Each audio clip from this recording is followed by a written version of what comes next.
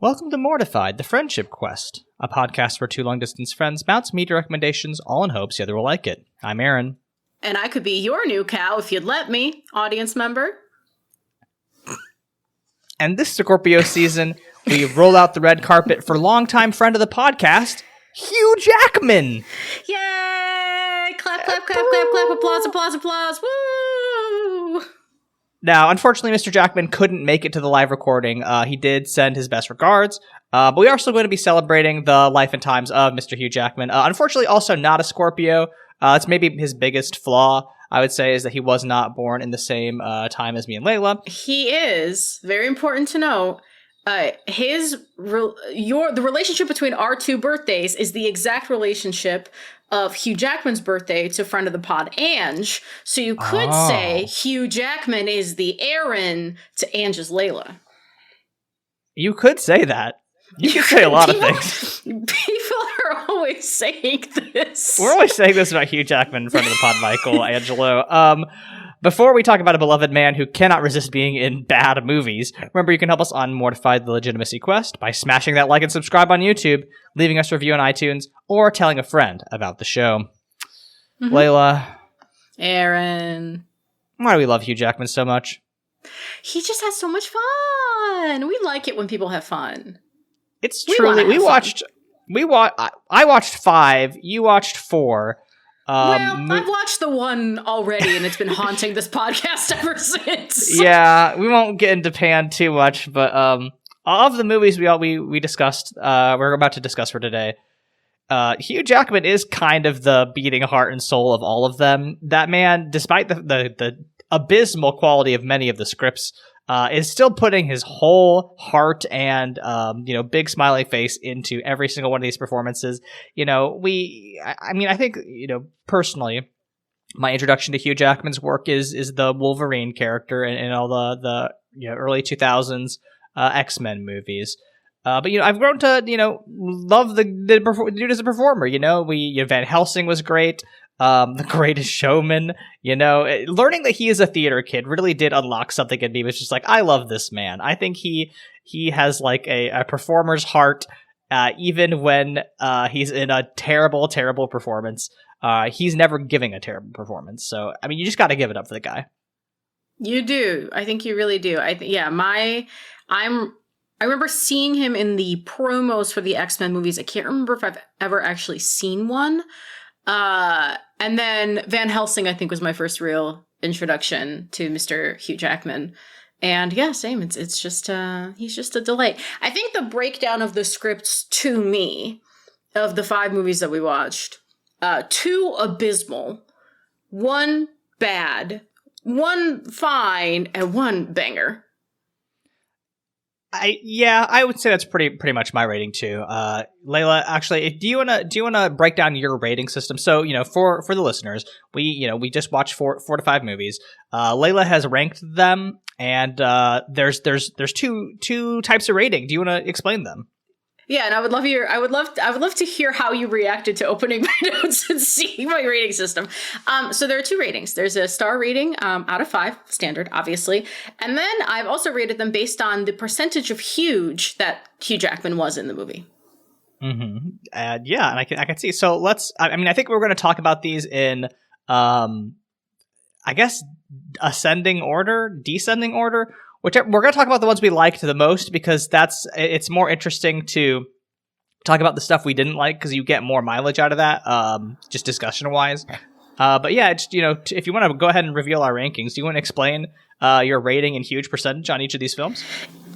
Yeah, so I don't think there's ever 100% huge rating that you can get to. I think that would surpass human limits. I think a prime Deadpool and Wolverine or X-Men Hugh Jackman, I think is a solid 80% huge.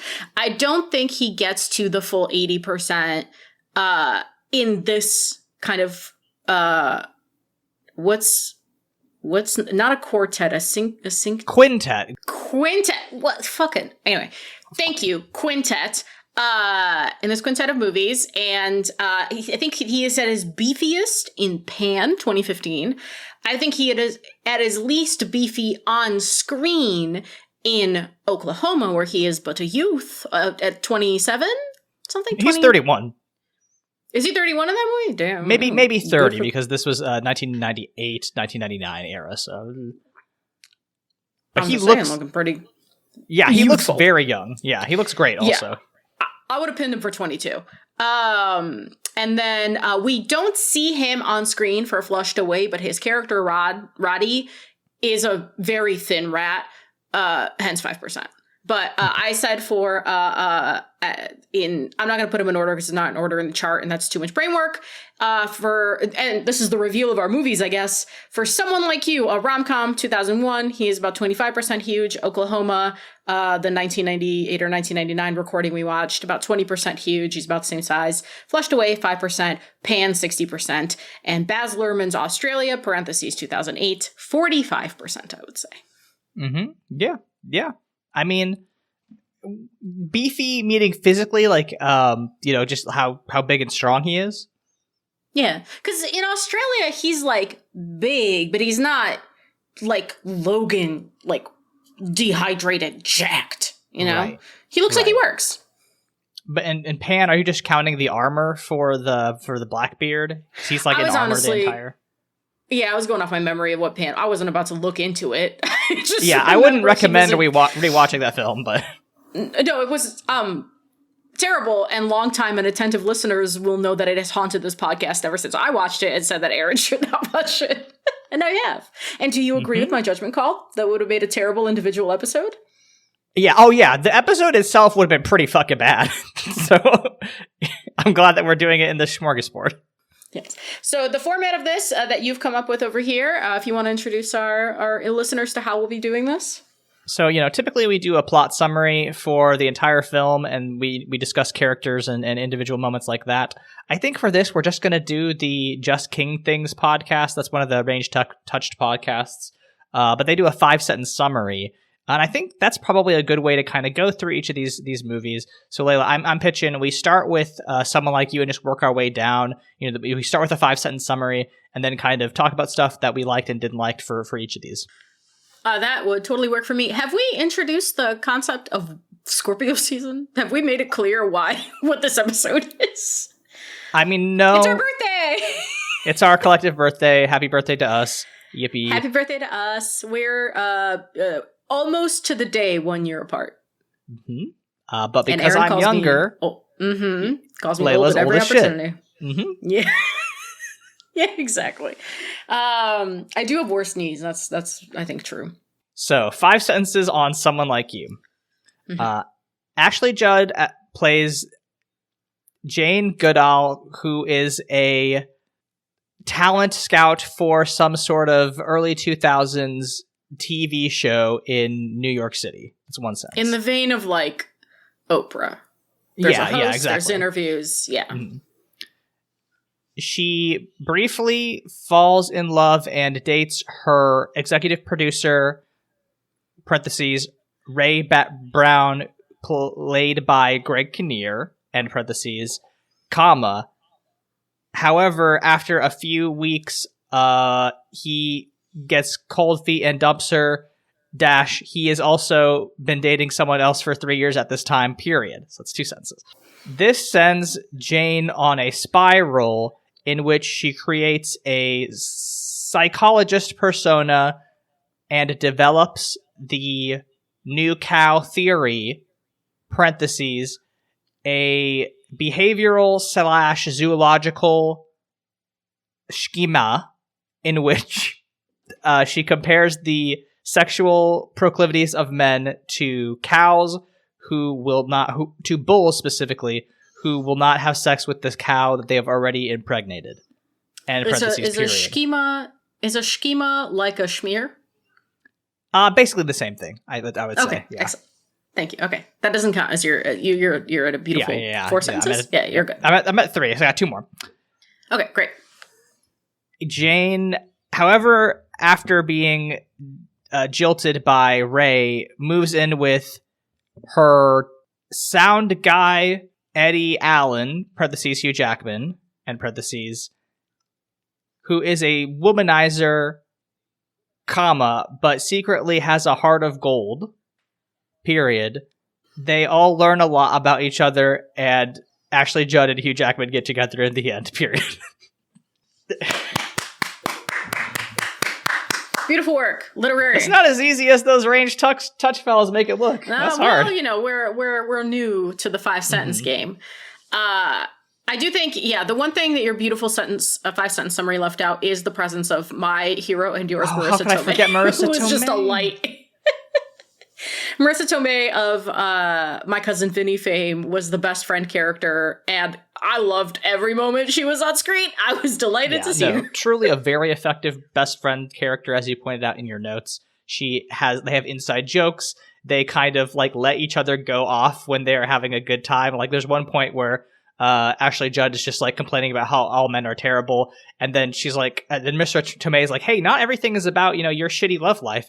And then it clicks for Ashley Judd, and she's like, oh, you're in love right now. And Marissa Tomei is like, yeah, I'm sorry, you know, you were just going on such an epic mope session that I didn't want to. You were having such a spectacular mope that I didn't want to interrupt. It was incredible. It was such a good line. It's such a fun way to convey their friendship. This is the best movie we watched for this, and it's not close, which is crazy. It is. I bought the DVD. Oh shit! Really? I went on eBay.com and I found a sealed DVD copy of Someone Like You (2001). I loved this movie. I had a great time. I mean, I think for us, we love rom-coms. We are so easily able to slot into the mode and expectations of this genre that, like, I think it kind of gives the other movies an unfair disadvantage because, like, you know, rom-coms, I feel like, do not have very few rom-coms are pretentious in that way. They know, like, exactly what they want to be. And this movie delivers on that. There's genuine emotional beats in this movie that work better than, you know, whole films that are on our plate today. And I don't know if you have any insights on it, but like I just thought this was like a really well executed rom-com that delivers on its premise. It was romantic. It was comedic. It had great cast. It had chemistry, a digestible plot. So one of the big twists is Ray's girlfriend that he is cheating on to be with Jane, the main character. We just know her as Dee, and we never meet her. We don't know anything about her until their boss Diane comes to work wearing a shirt that Jane bought Ray after she tore his shirt in order to have sex with him. Mess. It's delicious. Delicious mess. Oh, it's so good. And then Hugh Jackman, and you made a note of this too. She's like having a breakdown a little bit at work at the job that they are all at, all four of them. And Hugh Jackman is like, don't cry, it's gonna be okay. And you were like, if Hugh Jackman told me not to cry, it would work. I'm like, yeah, absolutely. And then she does one of the funniest things I've heard dialogue in a movie. She goes, oh, okay. Yeah, no, it's hysterical because it's like, that is actually 100%. I had a difficult day at work last week, and that's kind of how I felt like coming home because I had to do an interview for one of my projects that are upcoming, and I was like, I'm having a terrible time right now. I've bought some pecan bites at Schnucks. I'm just gonna eat a pecan bite. I'm gonna go, and then I'm gonna pull my shit together. And I did. Yeah, you've gotta. Yeah. I had a pretty bad day on Thursday, and I got myself a little yuzu cheesecake and a little ube cheesecake that were really good. And that got me through. Yeah. The yuzu one, pretty fun, good for you to say so myself. We could do an entire episode of Mortified on this show, on this movie, because it's just like that good. I do think it has a lot of resonance for what I see on like a lot of popular romantic novels these days do something. I'm thinking about like the love equation, I want to say. You know, it's one of those things where it's like, okay, I'm a woman character who's been jilted, and I want to, you know, mathematize or create some sort of scientific rigor behind why I am theorizing my relationship with men. And, you know, that's the entire plot of the story is being like, all right, this is how I'm going to subsidize, or not subsidize, but like justify my behavior and thoughts about my relationships is by creating something that's backed in evidence, right? This is a thing that happens, right? You get a strong feeling and you're like, oh, to prove that I'm not being irrational about this, I'm going to be fucking insane for the next 6 months, and I'm going to read a bunch of articles and, put together, a thing. And I think a thing that you pointed out in your notes is like, she, Ashley, Judd admits, when she's talking about this, like, this is a hobby. She's like, I've just gone insane over a hobby, and it's kind of spiraled out of control. But I really like that, because that's not my understanding of, one, how any relationship expert on TikTok talks. And I say expert, I mean, quote unquote expert. People that come up with weird relationship theories all the fucking time because they're 22. And these like romance novels, right? I think this film takes that like idea of trying to, systematize romance, and treats it with the dignity it deserves, which is to say Hugh Jackman has the killer line in this, which is like, they're not cows, they're people. And I just love that, because it's like, yeah, that's the whole thesis of this. I know it's like kind of corny and overly earnest, but like that is why I like rom-coms. I think this movie kicks ass. It rules fucking supremely. It's excellent. And yeah, Hugh Jackman's delivery of these are people, not cows is really good. Everyone's having fun. Everyone knows what movie they're in. I watched it like a QVC catalog. I bought not one but two purses as a result of watching this movie. There's a laptop tote bag and a beautiful secondhand Banana Republic bag coming my way, because there was a cunty Fendi snakeskin baguette bag that I cannot afford. So, we have to make do with Poshmark finds of Banana Republic. Do you have any final thoughts on a banger rom-com? I don't know how many people listen to this podcast, generally speaking, but if we have at all any influence, go out and watch this movie, not just for the incredible Hugh Jackman and Ashley Judd performance, but also for the like just critical distance between this film and the September 11th attack. Oh yeah, a tight 6 months. Yeah, in this movie they point out like, oh, this apartment's right next to the Twin Towers. Shot of the Twin Towers. It's brutal. Our next movie then is Oklahoma. In 1900s, Oklahoma, before it was a state, and still a territory, a young man, cowhand, named Curly is trying to get the romantic attention of his neighbor, Lori, period. Lori is playfully disinterested in Curly, but the rest of this small Oklahoma town seems to take the fact that they are going to get together as destiny is going to happen. Period. Great. Lori and her Aunt Eller's farmhand, Judd, also wants Lori, but Lori thinks he's a huge fucking creep, and the period. There is a big dance social happening, and the only reason that Lori agrees to go with Judd is to piss Curly off, though it doesn't necessarily go his way when Curly wins a lunch auction to benefit the schoolhouse, period. Curly and Lori sure do get together after Judd tries to assault Lori, and then also shows up at their wedding to start a giant fight, and dies, period. Yep. This is a Rodgers and Hammerstein joint, and let me say, I don't trust those two fuckers within, 50 meters of a script. I think they wrote South Pacific, I will never forgive them for that, so... Anyway, I don't like most of Rodgers and Hammerstein's work.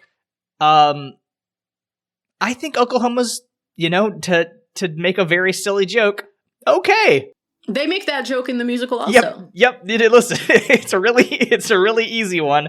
It's fine. I think that some of the songs are pretty good. I think this performance, this 1998-1999 West End performance, this is a London performance, I believe, that got recorded, is spectacular. That explains the accents. The accent work is hysterical. Listen, it's very funny to have an Australian man pretending to be an Oklahoman in the turn of the 19th or 20th century. Shout outs, Mr. Jackman. You're doing your best. Yeah, absolutely. I agree. Spectacular performance by all involved. I think that the things that I don't like about this particular performance that we watched have everything to do with pacing. This is a 3-hour long, pro cut. It is a lot of it is dancing, and I already have little patience for dancing in musicals if it's not, fully accompanied by music.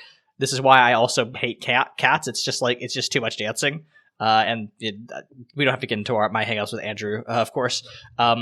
But there's some good songs in here. I think there's some good comedy. I think this musical aged way better than it should have. I agree. Like, astonishingly well. Yeah, there's some funny fucking I don't mind the dancing. I think the dancing is fun. But I would have liked the dancing better if I was in the audience. Because I went and saw... this musical is structured more similarly to me to An American in Paris than... any modern, like, story-driven show. It's very dancey. The plot is pretty thin and pretty romantic, and that's fine. That is fine by me. But it's more fun if you're sitting in an audience and you're, in that kind of suspension of disbelief zone, in the theater zone where all your horse blinders are on and you're just locked in. But I don't know. I think my favorite character is Will. Who there's a side couple, Will and Annie, Ado Annie, and Ado Annie is just kissing everyone because she likes kissing. Go Ado Annie, no one could ever make me hate you. And she's got a romance with a Persian man named Ali Hakim. Okay, sure. Listen. I was not expecting Ali Hakim with this. I think the fact that Ali Hakim is never ever played by a Persian person makes it funnier. I think it is it makes me, I don't think this is actually the read. I don't think this is like the intent, but it's my read, which is like, oh, he's just like some swindler, right? This is a very common stereotype of like a Western guy who comes out and sells you, fake shit, right? That's just kind of my read. Is like, oh, he's just some guy pretending to be Persian, which like the actor is Greek, yeah, or Cyprian. Exactly. He's from Cyprus. Yeah. Okay, sick. Yeah. Very funny. Yeah. I mean, I like all the silly jokes about how like, oh yeah, you better go get that girl or Ali Hakim or she's gonna kill your wife, and he's like, hey, let's not be hasty because he ends up with the girl who has the most annoying laugh in the world. It's really funny. It's hysterical. It's fun without being necessarily mean-spirited about categories of people. Like, the people who get made fun of it's on an individual basis, and they usually deserve it. So it's like...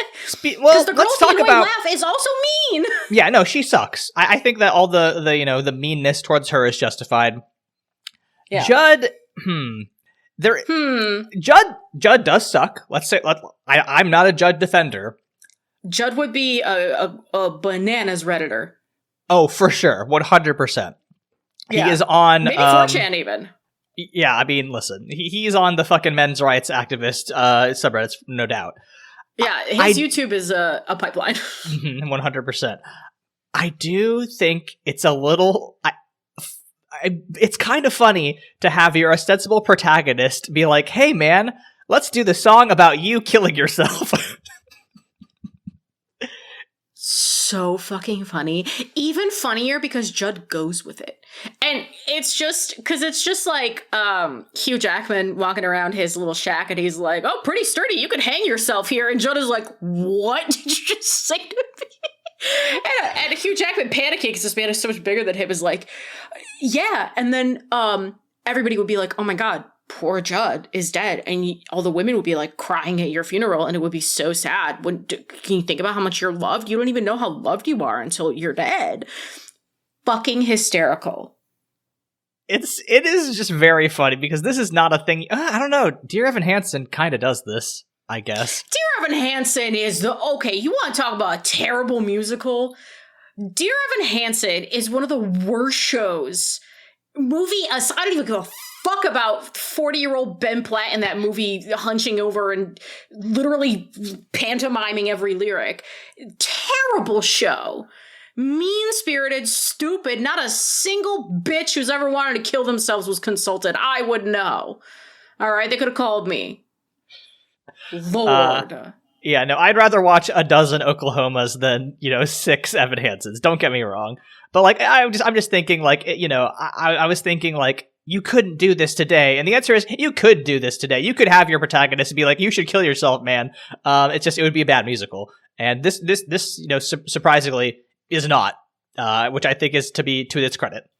Because I don't think it is an instruction to kill yourself. It is just kind of an insane conversation. They're having to get out of the fact that Curly said something bananas. Out of pocket. Like, he's not saying you should kill yourself. He's saying he said a stupid thing and now he's just talking circles. He's just going with it. It does also have my favorite plot device in maybe any show, which is the pornography kaleidoscope / knife.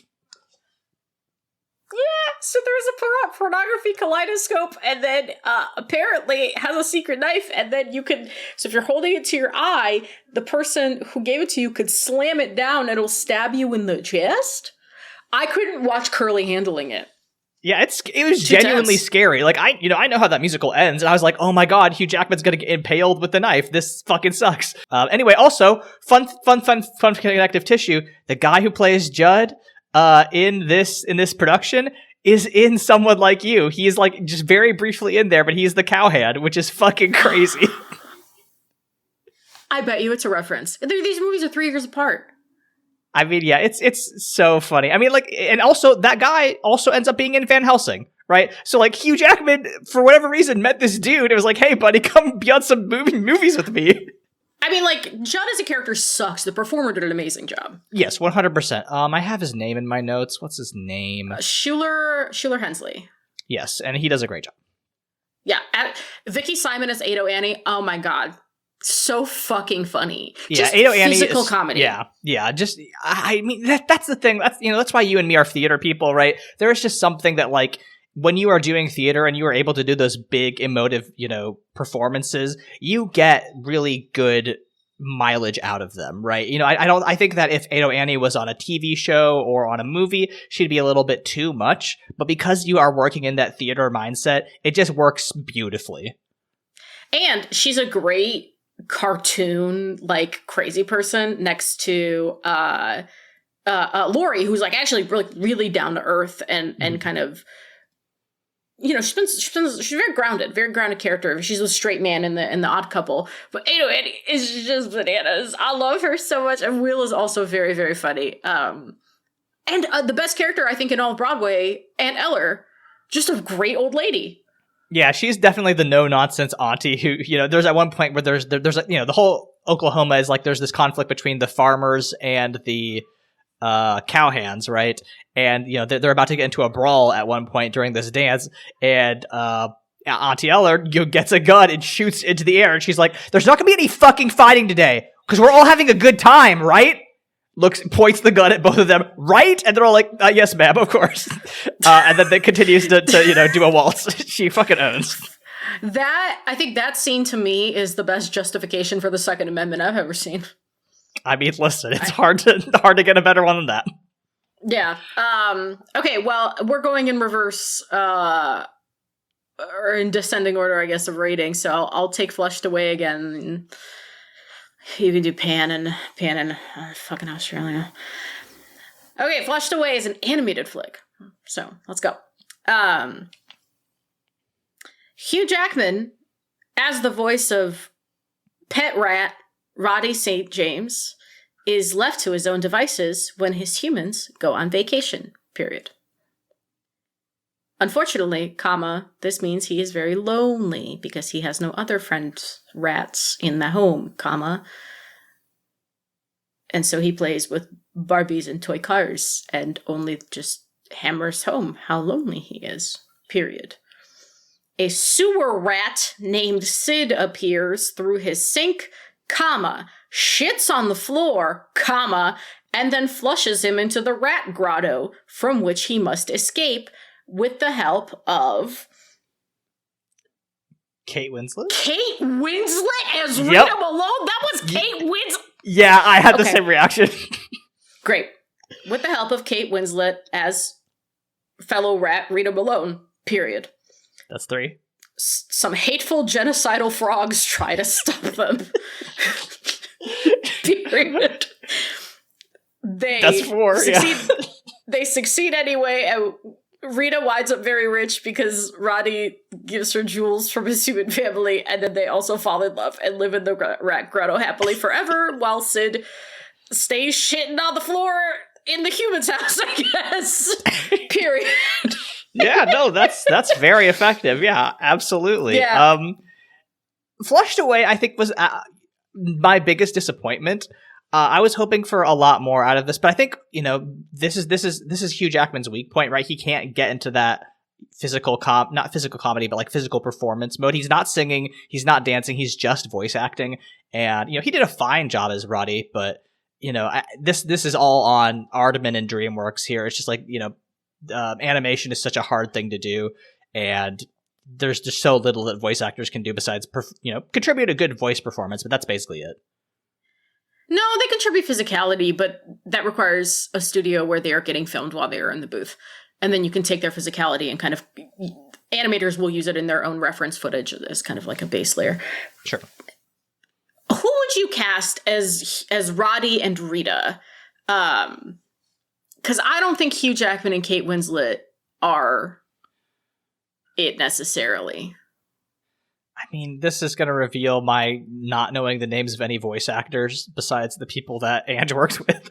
But I mean, I don't. My first thought was Timothée Chalamet. Like, he already looks a little bit like a drowned rat if he needs to be. Like, I think he could get into that pathetic mode. I don't think I know what he sounds like. Wait, yes, I do. He did the babyface rap on SNL. I know that. And I'm gonna make myself sound like I know SNL sketches. I do not. It's very occasionally pop into my orbit, but also the yeet skirt. That's also him. That TikTok sound. Do you remember? I was still on TikTok for that. I have no idea what you're talking about. You don't know about water splish splash, water splish splash splash? That one? No, just me. Great. Everything that I hear, describing a TikTok to another person is the most humiliating thing a human being can do. I'm describing an SNL sketch that is the audio for a TikTok, which is, I guess, even more humiliating, honestly. Yeah, that's worse, actually. Yeah. Oh, I'm digging myself deeper in the hole. Yeah. I feel like what would you do? How would you change this? I think he has too deep of a voice. I would go... I keep picturing the guy whoever played Dr. Doppler in Treasure Planet, but I think that's too low of a voice. Someone boyish. Someone, there's like a lot of like, I'm blanking out. Who the fuck plays, Jay Baruchel. Jay Baruchel, he, does the voice of Hiccup. He's also in a bunch of like, comedies. Yeah. I think he may be him. He might not be posh enough. You might want to get somebody posher. I could even see like a Stephen Fry could maybe do it. Mayhaps. Or like a David Tennant. Someone like that, in that. David Tennant, I think would be a good pick. Because, yeah, BBC kind of lineage, I think, is a better pick. Yeah, I just, Hugh needs that physical, energy. Yeah, 100%. Flushed Away was so weird. I thought, I was telling my partner about this, and she pointed out, like, this is coming on the heels of Finding Nemo, right? This is like a huge era of like animal-based comedies. There's even a Finding Nemo joke in this movie. And like, I just think that like Pixar is able to pull this off because like Finding Nemo is a pretty compelling story, and Flushed Away is just not interested in like a father-son traumatic, narrative. I just think that like you either have to go complete like comedy, or you have to lean into the drama. And I just think Flushed Away was kind of one of those projects that was like, we're gonna try something.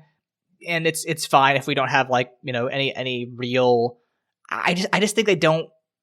I just think that it was fine, right? But like it didn't. None of the stakes felt real to me. None of the character moments were especially profound, except for the dad who broke every bone in his body. He was great.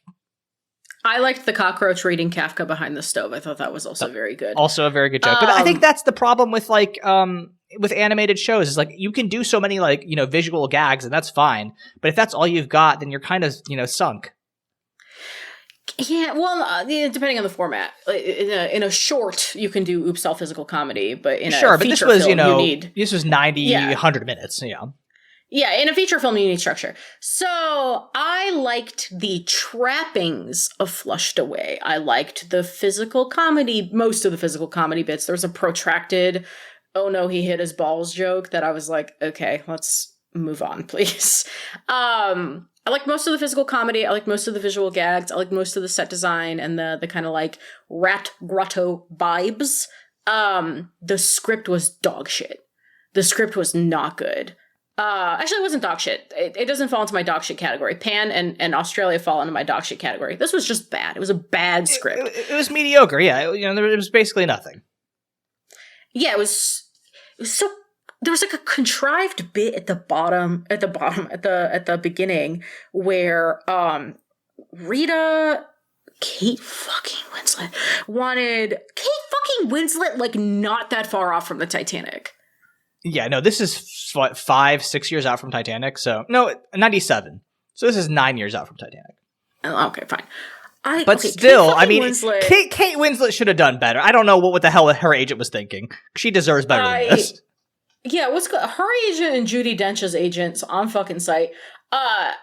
Honestly, Hugh Jackman's agent, I think, too, based on these movies. yeah. He blink twice if you need help. She has a ruby, and then the frog takes the ruby, and then they get the ruby back.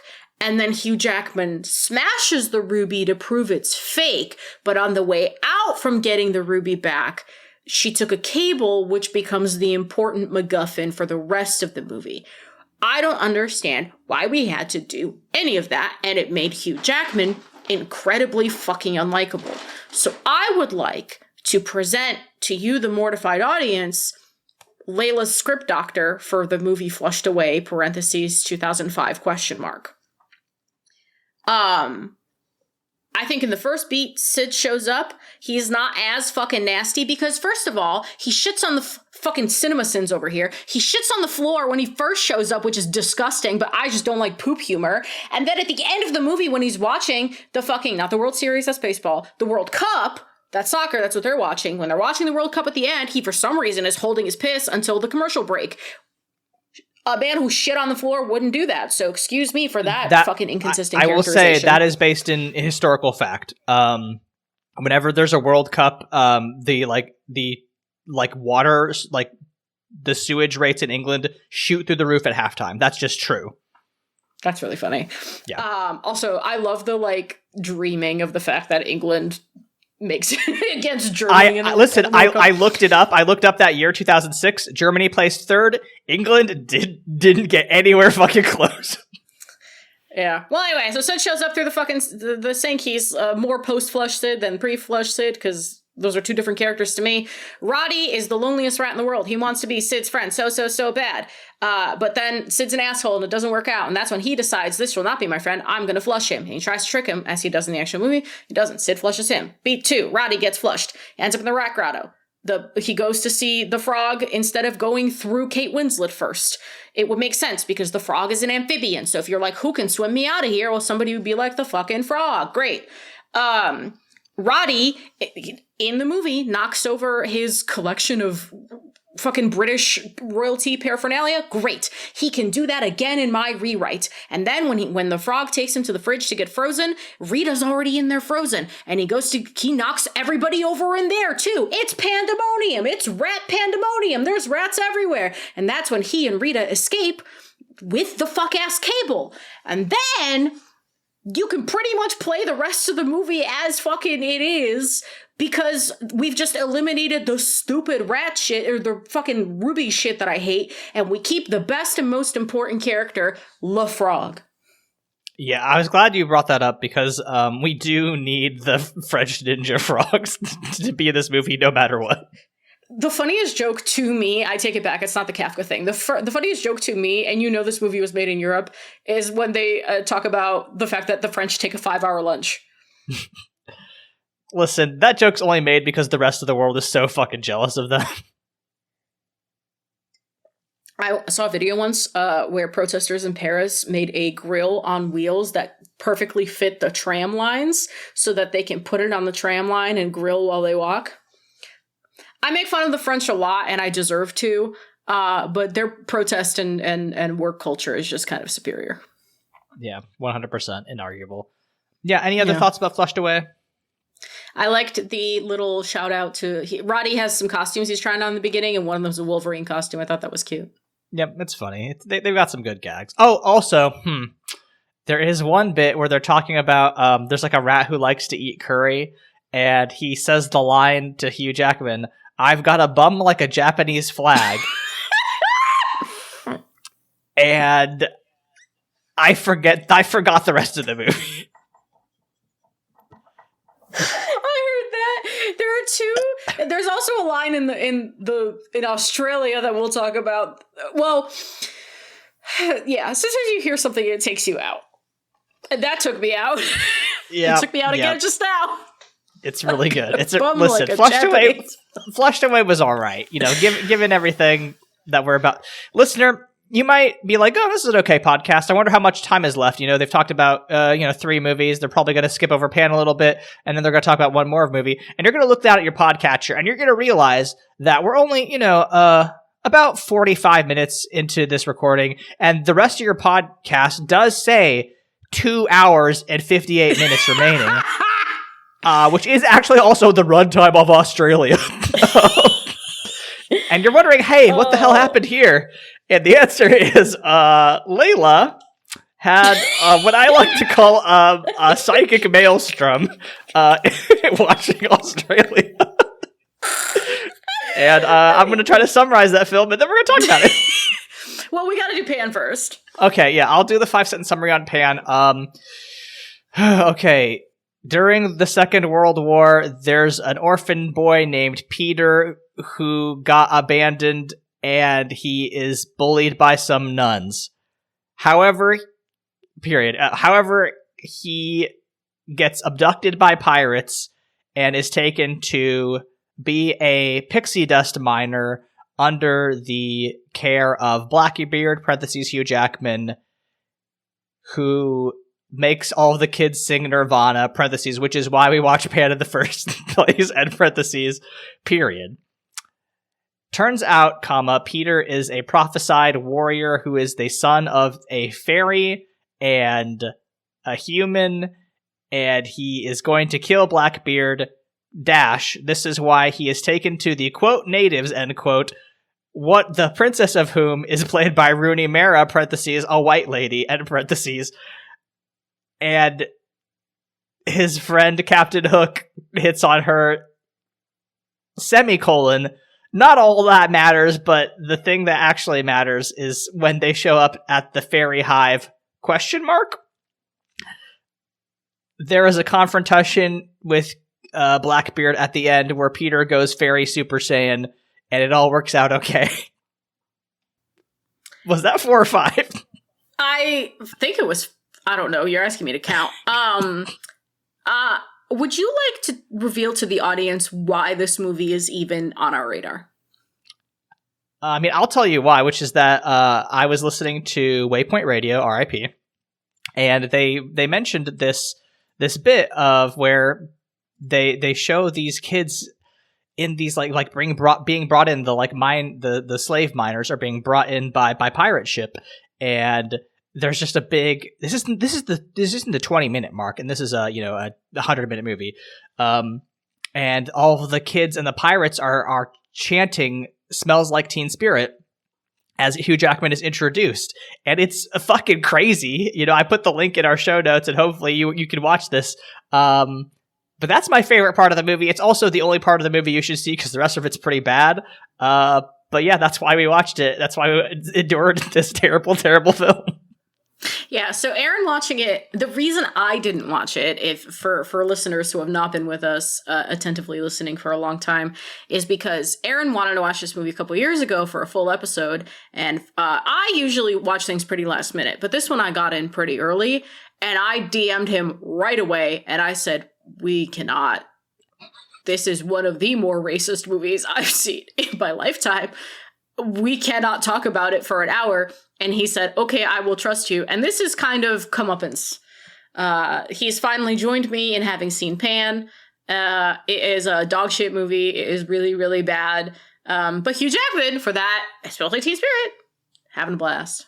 Yeah, he's having fun. He is the best part of that movie. He is just being evil. He's being Johnny Depp, but if Johnny Depp wasn't a huge piece of shit, which I think is good. I think he does a great job. Can you imagine if it was Johnny Depp in that role? It would be catastrophic. I cannot imagine the rancidness. Yeah. Or I have an even more rancid suggestion, maybe. Jared Leto. No. I mean, it's so tough to compare the two. They're so alike. Yeah. Hugh Jackman, you know what? Now that we're talking about it, I'm convinced he only reads his own parts in any script that he gets. Surely. And he asks himself, am I going to have fun? He agrees. Yeah. I will say, there are parts of Pan that I liked a lot. There's a bit where they are being abducted by the pirates, and their pirate ship is like flying, into the skies over Britain, and the Royal Air Force is like trying to shoot down a pirate ship with Spitfires, and the boat's like, using like old, 17th century cannons to shoot at the Spitfires. At one point, the boat like hits the Thames and does a drift, like a Fast and Furious drift on the Thames. It's fucking sick. Like, there's some decent action set pieces in this movie. That I really like the design of Blackbeard's flagship. It has all these like weird spears jutting out from it, and in the final confrontation, there's like a weird crystal cavern that it doesn't fucking matter, but I guess that's where the fairies live. And like there's that confrontation on the crystal caverns is pretty interesting visually. It's very striking. I like the big cartoony birds. I don't know if you remember the fucked up birds, but I thought those were fun. The Never birds. Listen. There is so much DNA between this movie and Avatar 2009 that it makes me want to hurl. But, there are parts of it I found, interesting and exciting as far as like, visual interest goes. I've wiped it almost completely from my brain. So I'm glad. I'll believe you. That those parts are fun. I did pull something from the Wikipedia because I was like, okay, yes, they did cast Rooney Mara as a native person. That seems very bad. However, they were also considering for the role of Tiger Lily Adele Exarchopoulos and Lupita Nyong'o. Can you imagine Lupita Nyong'o in this film? A travesty!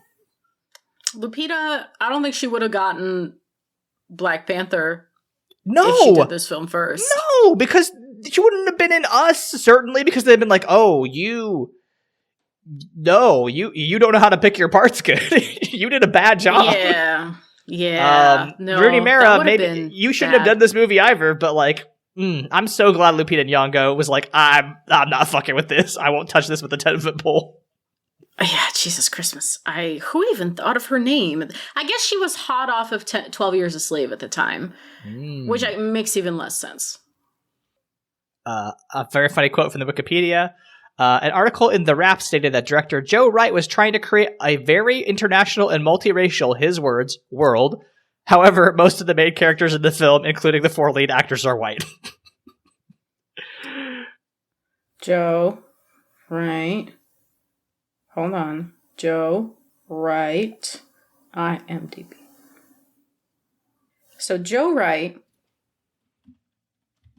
is also the director. Oh, I know what I'm scrolling for, and I'm afraid. Oh, no. I've just done this.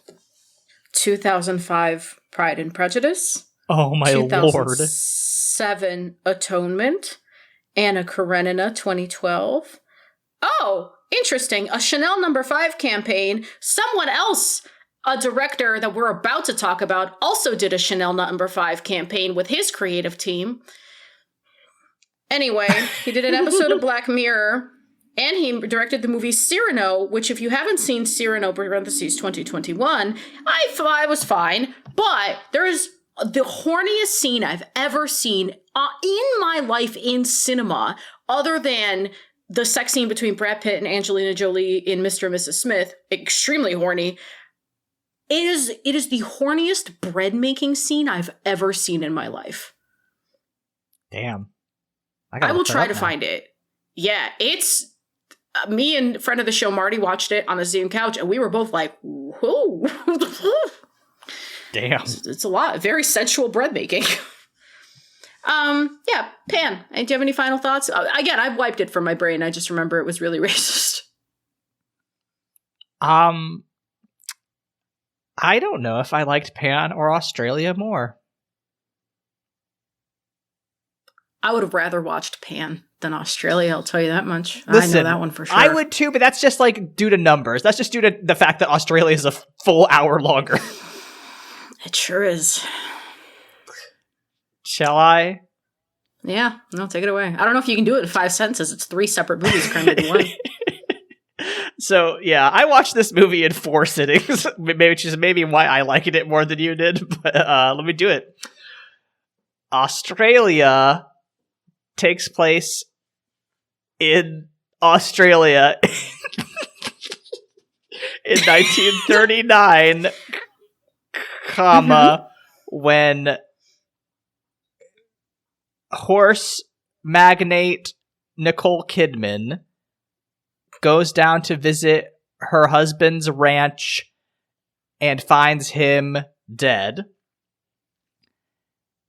She enlists the help of the drover, parentheses Hugh Jackman, and some Aboriginal folks, parentheses, including a little boy named Nola, who is biracial, end parentheses, to help sell a bunch of cattle to the British military and break the monopoly of King Carney, who is also a cattle rancher. Period. They do that, and some time passes. Period. Then the Japanese invade, and a bunch of people get blown up, including the wife of the guy who killed Nicole Kidman's husband, and also Nola's father, Mr. Fletcher. Period. So then Nola's grandpa impales him with a spear. Period. Yeah. I don't know if that was the full plot of Australia, but it was the important bits. Yeah, no, I agree. So we've made allusions to this on the podcast, but me and Leyla, we have a Google Drive. We like to look over each other's notes when we are talking about shows, because it's interesting to see what our we like to work out our critical thoughts on the pod, but it's interesting to see like what my friend is going through while they watch this movie. And let's see, this is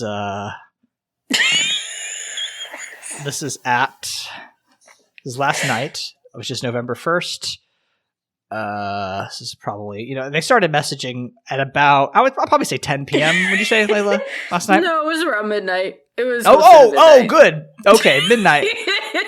Leyla starts their notes on Australia. And I think about, about halfway through the movie. Hello, I hope you're ready for Leyla's Yogurt Corner. One of the 2 nutrition influencers I check in with every once in a while is a big light and fit guy, and I tried a few flavors of those. Generally, I like it, but it's a bit sweet for me. There is a full 200 words about yogurt in the middle of Leyla's notes. And I was like, oh, Leyla's gonna kill me. Yes, between Leighton Finn and Oikos 000, I had to really work out my thoughts. So yeah. So I saw you rated this on Letterboxd. You gave this a 0.5 star. Yeah, sure did. You wrote another 300 words, and ending your review with "I will never recover from this." And I don't know if you've checked the Letterboxd recently, but I did reply to that. And yeah, you asked me, but did you like it though? Is what you asked me, and I did not dignify that. I didn't dignify it with the response. I was hoping if you could answer that on air. Did you have a good time?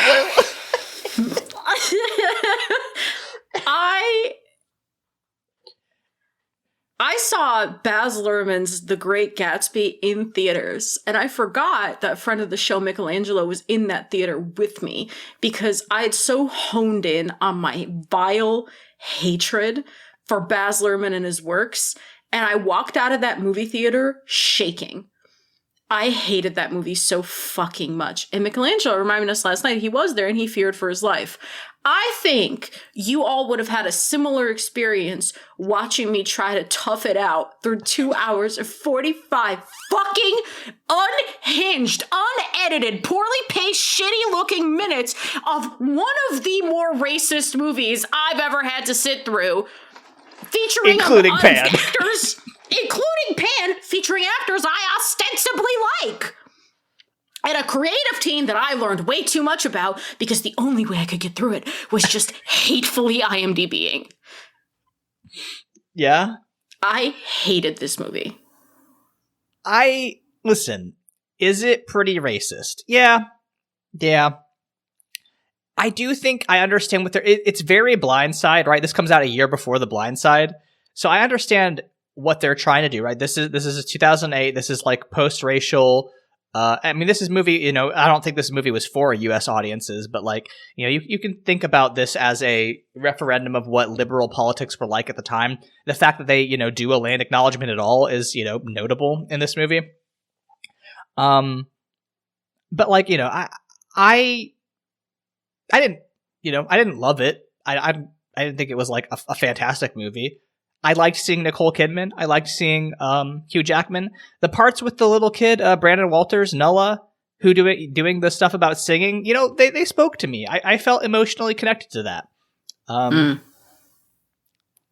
So why didn't it work for you? I'll just read my Letterboxd review. Okay, sure. Because I think I'm gonna be too angry if I just go off the top of the dome. I think I'm gonna lose my fucking mind.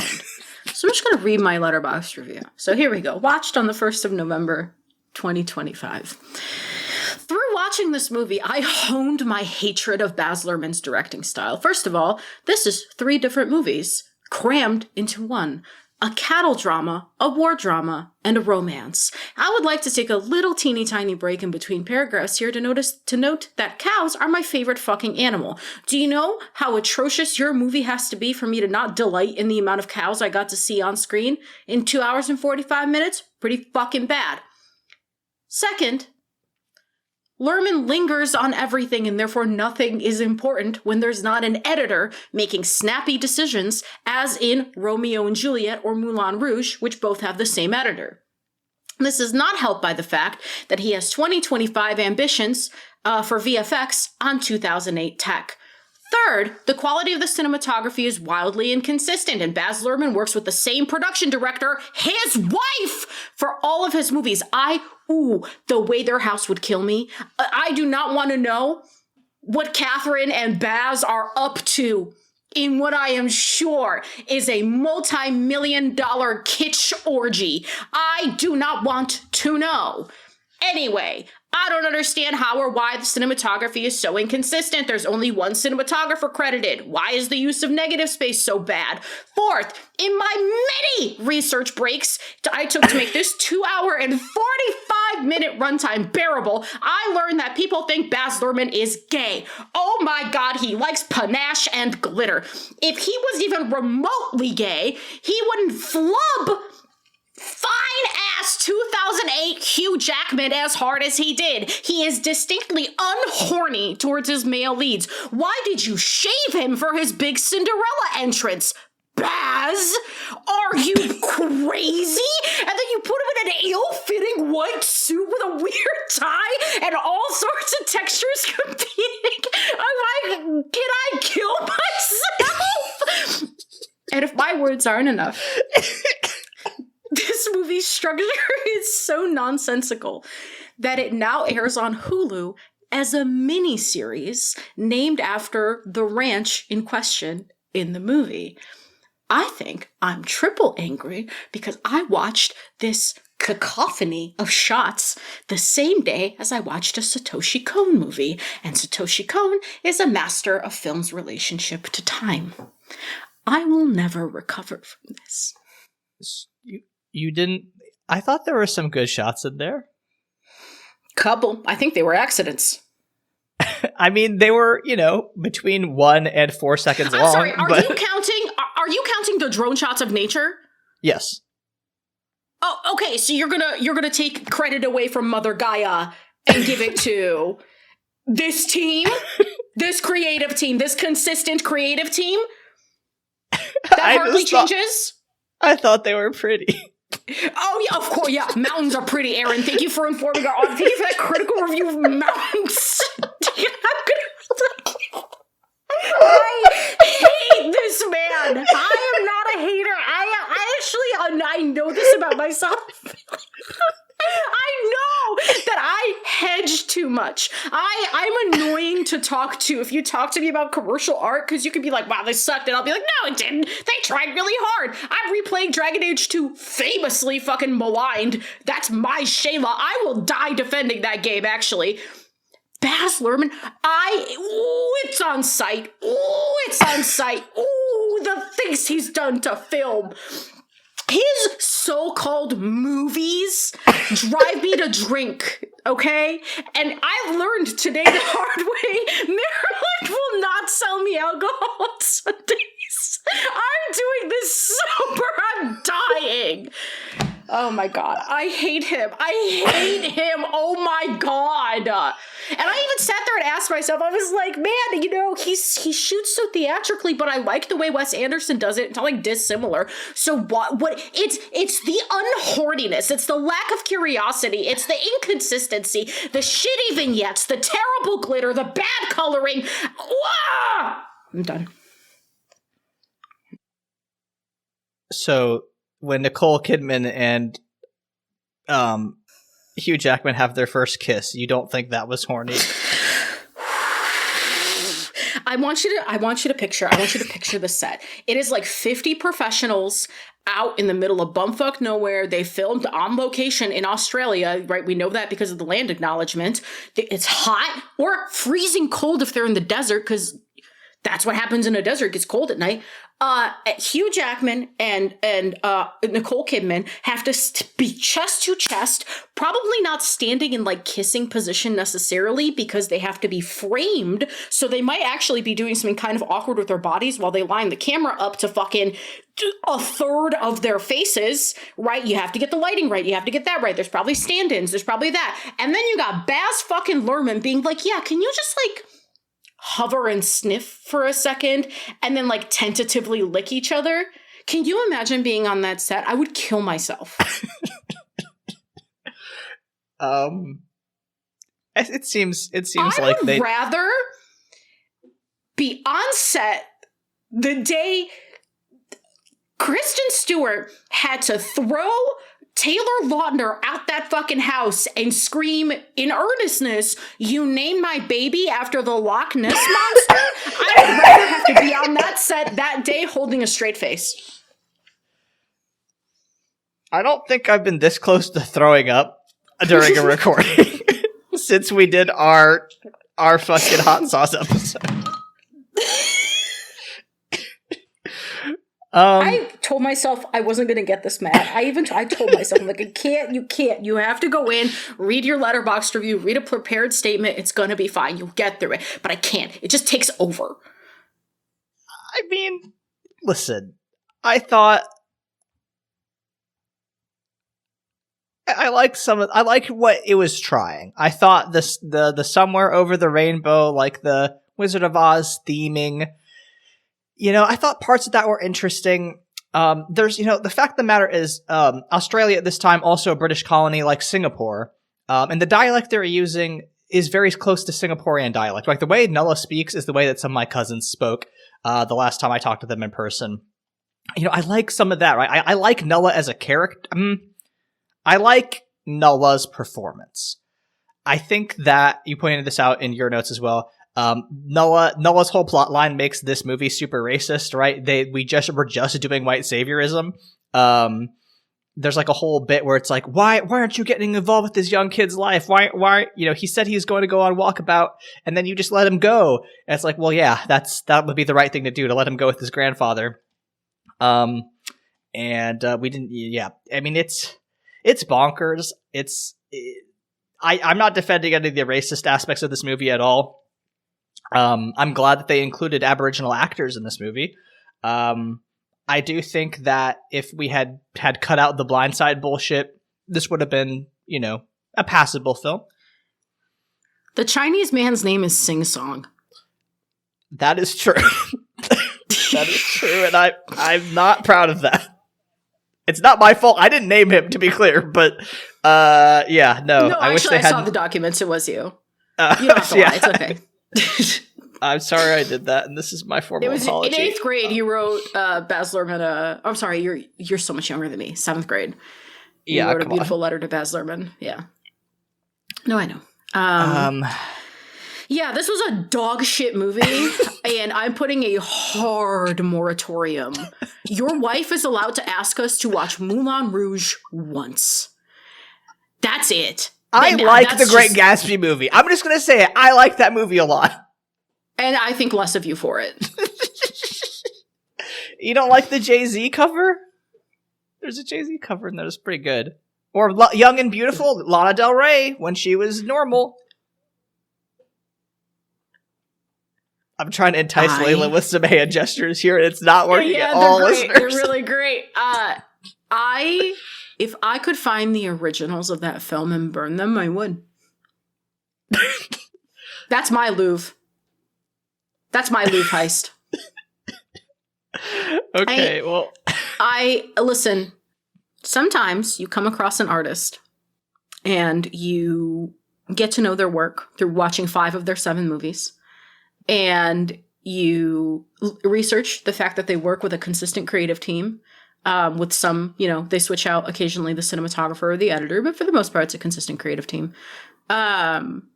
And you start to see their decision-making and their fingerprints all over their 2-hour and 45-minute fucking movie. And then you understand that there is just something diametrically opposed in the way that they see and interpret and then show us their version of the world to you. And that makes us enemies, and that's okay. I think sometimes, in order to have an artistic perspective, you need to have an enemy. Mine is Baz Luhrmann. And that's understandable. And, I think to close this out, I would like to give you a quote from the Vogue interview that he did with, he and his wife, Catherine Martin, did, where they talked about their house. So if you want to get that interior design insight, I'm just going to drop that link in our chat. But this interview opens with a quote. Actually, it's his wife quoting him. Baz has a great saying, "Taste is the enemy of art." And I think that sums up this movie. Oh, they ended the movie. He doesn't even score the movie. He doesn't even have original scoring for the movie. He doesn't have a locked cut that he sends to an orchestra so they'll score the movie. And you know what? For the first 2 hours and 42 minutes, I could have been convinced that there was some scoring happening in the movie because, you know what? There's occasionally a good orchestral soundtrack. We all know I'm a sucker for that. And then at the end, I hear something familiar. I hear something I've played before. And I go, well, certainly I haven't ever played anything from 2008's Australia before. I would have remembered that. No, it's fucking Nimrod by fucking Edward Elgar from the Enigma Variations. And it's just, they're cutting it even slower to make the shots kind of line up with the music. And I was angrier in that moment than during the 13 minutes of defying gravity in the theater when I had to pee. Happy birthday.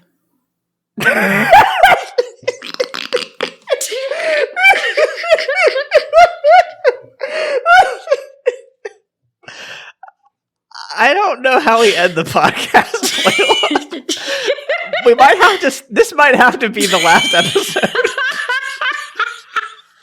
Why? I don't think we're. End on Australia. I'll kill myself. Okay. I have a marketing minute. We can salvage this.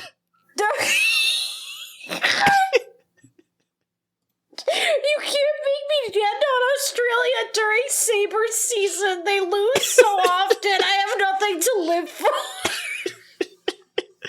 You're being really brave. I will say, we're going to forgive all of the terrible things that happened in Australia for now. And we're just going to say, we've been given $1 billion. You know, the people have heard our criticisms. They're going to give us $1 billion.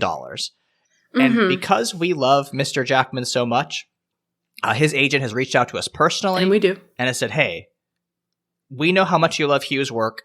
I'm going to give you $1 billion to make a Hugh Jackman movie. And we're just going to give you total creative freedom.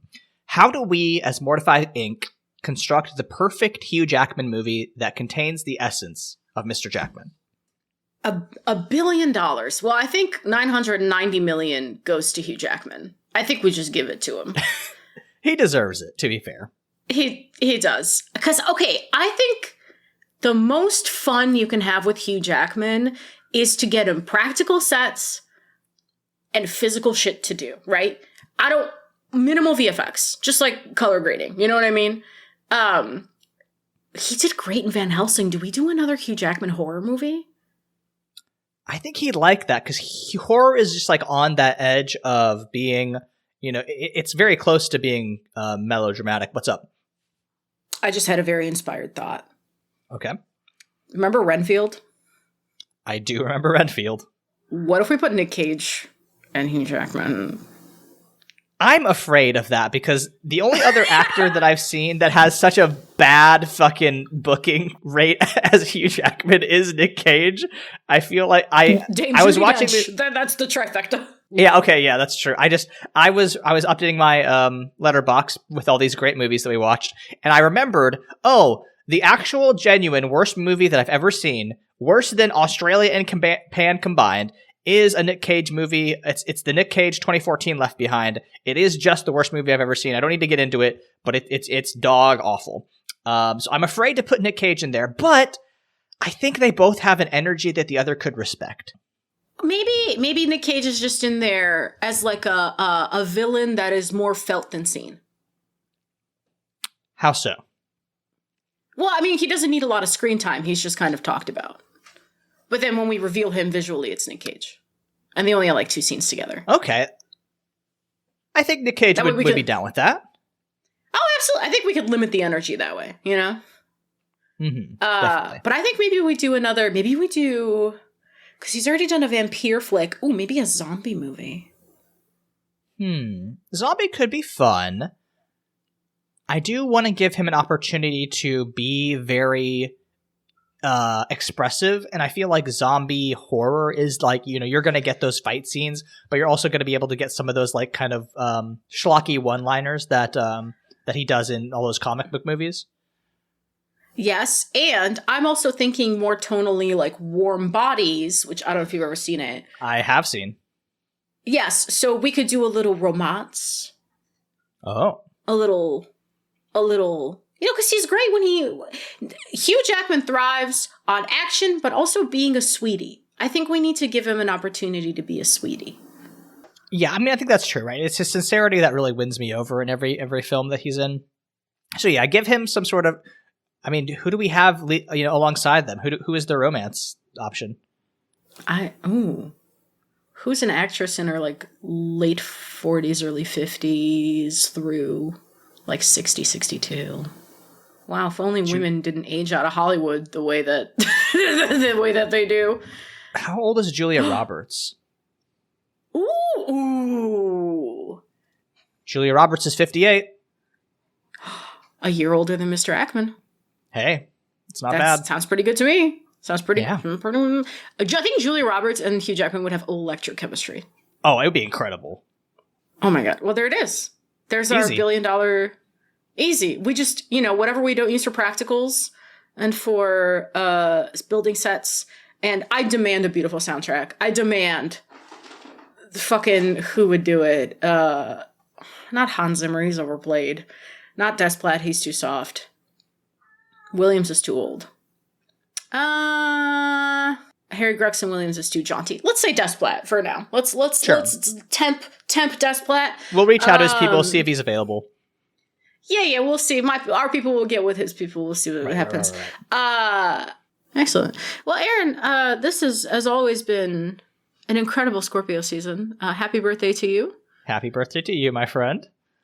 Thank you. It's been such a pleasure knowing you for the last almost 10 years. We're getting... Yeah.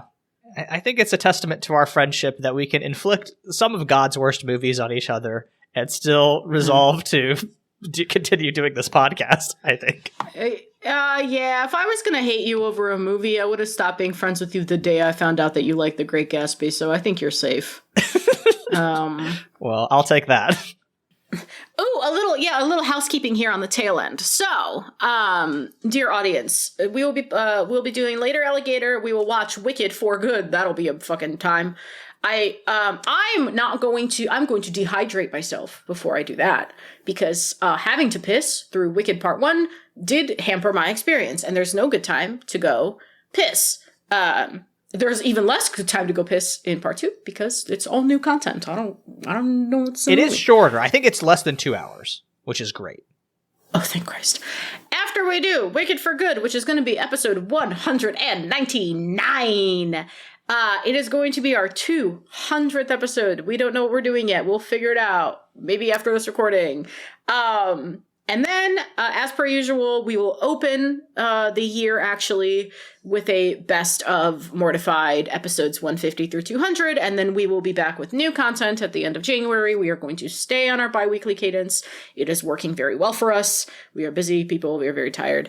And then, yeah, so we'll see what 2026 brings for us. We've been doing this for many years. It's still fun, so we're going to keep going until it stops being fun, and then we'll stop. But yeah, this has been another great year of Mortified, Aaron. I think we're doing a fun podcast. Yeah. I think the fact that we were able to continue to talk and have a good time about these films is just a delight to me. It has made me a better person. It has made me a better thinker, and it has made me just generally happier. So I think the project is working pretty darn good. So happy birthday to you, my friend. Happy birthday, I agree, yay! Editing this is going to be wild, because I will hear in real time the animal that possessed me for the last 30 minutes. Cool. You want to take us out? When we are not having a great time just cruising through one of our favorite actors' filmographies, where can we be found on the internet? You can find me at LEYLSES on Blue Sky and Tumblr.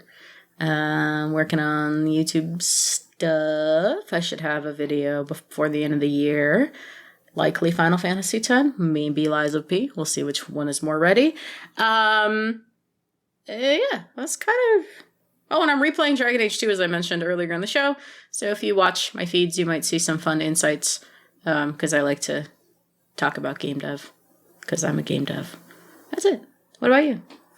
You can find me on Blue Sky at AAVoit, tumblr.com at Monster Factory Fanfic, but my main site is aavoit.com, where I talk about games and writing. My big thing is my YouTube channel, that's at aavoit, where I talk about tabletop RPGs and make video essays about them. I'm hoping to have a video out in November that's like adjacent to Wicked for Good, and just like, some games that work with toxic couples. So we'll see how that goes, because I've got a super big project for the end of the year, and I'm very excited about that. Our theme song is Obsolete by Keshko from the album Filmmakers Reference Kit Volume 2. You can find more of their music at keshko.bandcamp.com. Leyla, how should we say goodbye to another Scorpio season? Aaron, you want to say goodbye? You don't want to be a post-feminist icon? We'll see you all next time.